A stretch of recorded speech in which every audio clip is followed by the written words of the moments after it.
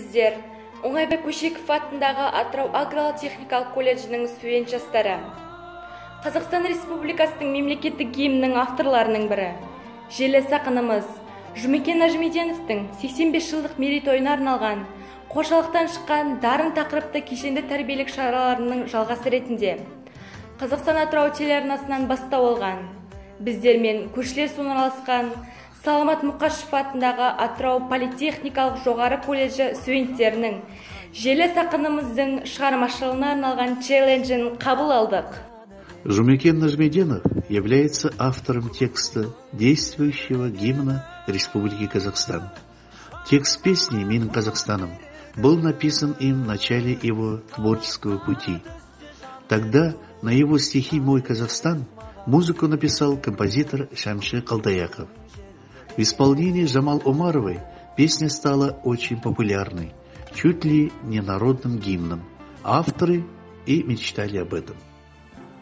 Көкірегімнің үмітімен тілегі, күй боп түлеп, күн боп шығып күледі. Қынасында көктемелер түледі, менің елім гүлелі. Айтпағым бірақ алт елсіреді, шежірене ол өлең болып кіреді. Мендегі өнер сендегі өмір сүреді, менің елім жүрелі. Жұмекен Sabırlı Najmedinov. He was born in Komanda district and he is also a Kazakh composer.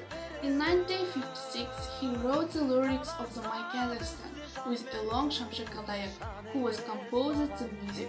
Nowadays, this song has become current anthem of Republic of Kazakhstan.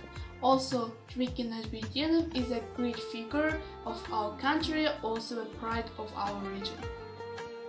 Құрметті жерлестер, Қазақ елінің дауылпаз ақыны Жұмекен Сабырұлы Нәжмеденовтың 85 жылдық мерейтойына арналған челленджді бізбен көршілес орналасқан Атырау бизнес және құқық колледжінің студент жастарына жолдаймыз. Біз біргеміз.